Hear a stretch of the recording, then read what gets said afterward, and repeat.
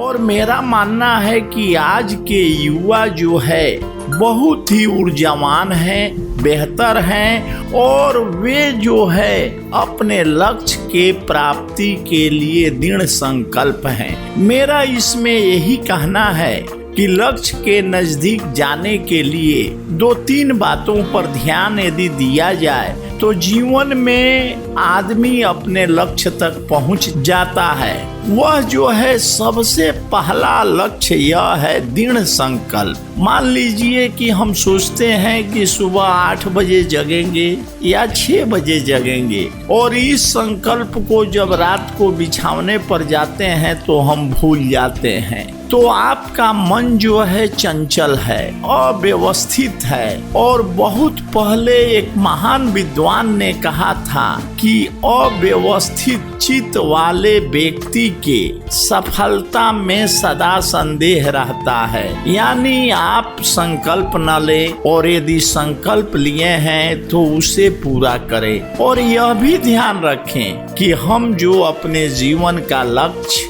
गोल बनाते हैं वह हमारे क्षमता के अनुरूप है कि नहीं। मान लिया जाए कि हम अपने शरीर को देखते हुए और 100 किलोमीटर पैदल चलने का वादा कर दिए और 5 किलोमीटर 25 किलोमीटर के बाद हम बीमार पड़ गए, तो यह जो हुआ क्षमता के अनुरूप कार्य नहीं हुआ।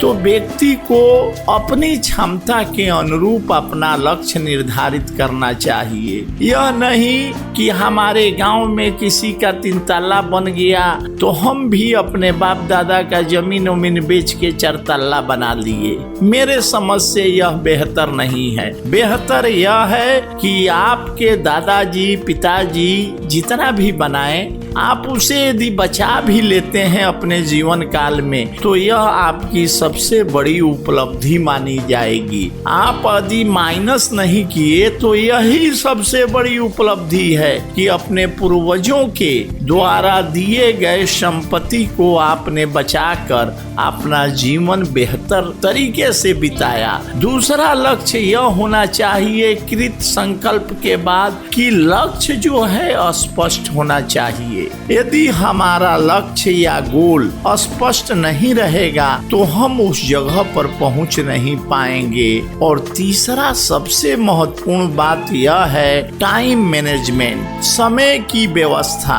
आपको पता ही है कि एक किसान को भी 24 घंटा मिलता है और इस देश के राष्ट्रपति और प्रधानमंत्री को भी 24 घंटा मिलता है, लेकिन वह 24 घंटे का अपना उपयोग कैसे करते हैं और हम कैसे करते हैं यह देखने वाली बात है। जवानी का दिन है, कहीं गए कहीं समय बिताए। यह जवानी यह शरीर जो है बार बार नहीं आता है। हम लोग का भी जन्म हुआ था, हमारे भी माता पिता थे, समय के साथ शादी विवाह हुआ, समय के साथ बाल बच्चा हुए, सब समय के साथ बढ़ता गया। और वही दृष्टि जो आज के युवा हैं उनके साथ भी होना है। यदि हमने अपने जीवन का कुछ समय नष्ट किया, बर्बाद किया, तो इस उम्र में आकर अफसोस होता है कि हमने वह समय क्यों बिताया। यदि उस समय का उपयोग किए रहते तो हम और बेहतर कर सकते थे।